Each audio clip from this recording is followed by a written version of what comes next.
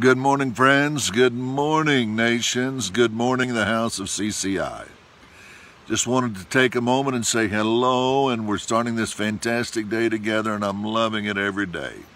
We've been talking about the spirit of revelation and the 4 questions that help us really come to an understanding of what it is that needs to be happening.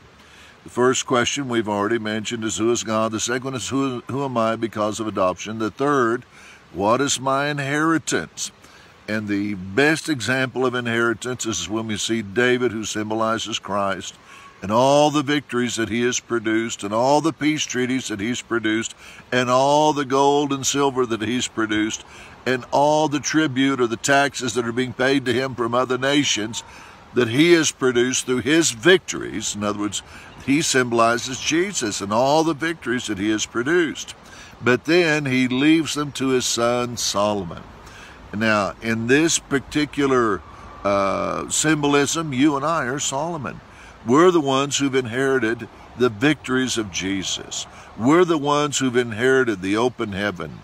We're the ones who've inherited this supernatural dimension where that we live in the supernatural, or it is available to us as we live our lives in this flesh body. We're the ones who have broken the curse of poverty. And one of the things that I was wanting to say in relationship to this is that when they went into the promised land, there were 2 mountains. One was Mount Ebal and the other was Mount Gerizim. So when they went up on top of that mountain, the 2 groups of priests, they separated them. And on one mountain, Ebal, was an altar in concrete and stone, and basically had written on it the consequences of disobedience, or Deuteronomy 28, verse 15 through the end of the chapter. Wow. In other words, what are the consequences if somebody has disobeyed this law? And basically goes into great detail about how it produces destruction, poverty, loss of inheritance, and everything, and finally going into captivity. But then on the other mountain, Gerizim, it says a different story. It says, these are the consequences of obedience to the law. And so if you've obeyed the law, you will be blessed as you go in and you come out. If you've obeyed the law, you'll have great pregnancies, good kids. If you've obeyed the law, your animals will be prosperous. If you've obeyed the law, the enemies will come in one direction and flee from you in 7 directions. And then you could just see that Moses is really battling on trying to show this legal consequence. And he says, if you have obeyed the law, even though you're in a flesh body, there'll be a hole over your head all the way to heaven. And even though you're in the earth, you'll have an open heaven. So this is what we want to begin to understand. So on this particular day, when they're going into the promised land, what is happening is there's this one group of priests who are at one moment of time, they begin to declare the consequences of disobedience, while the other priests, the ones who are on Mount Gerizim, who have built the other altar, who has written the consequences of obedience. And so in this moment, what happens? They begin to declare, as the trumpet sounds, the consequences of obedience, open heaven, all these kind of things. Wow.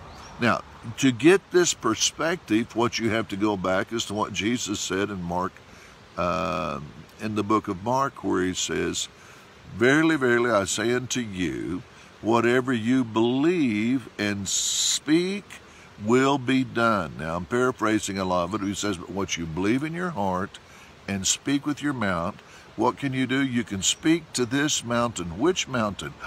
Well, we've always said it's a mountain of problems, but it's not really a mountain of problems.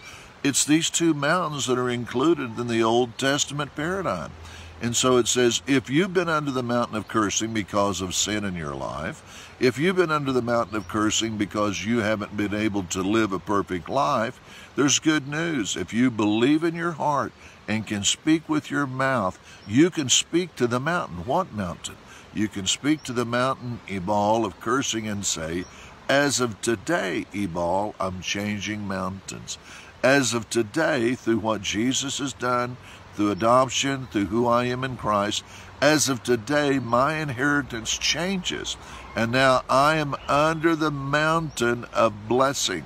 I am under the mountain of righteousness. I am under the mountain that provides an open heaven. And this is my inheritance.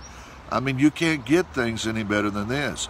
But see, the issue was, Jesus said you have to believe in your heart and speak with your mouth.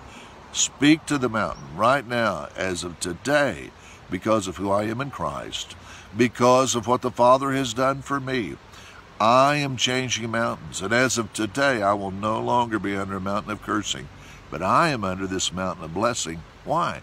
Because it's my inheritance. Wow. This is good stuff, my friends. I'm really glad I can share this with you.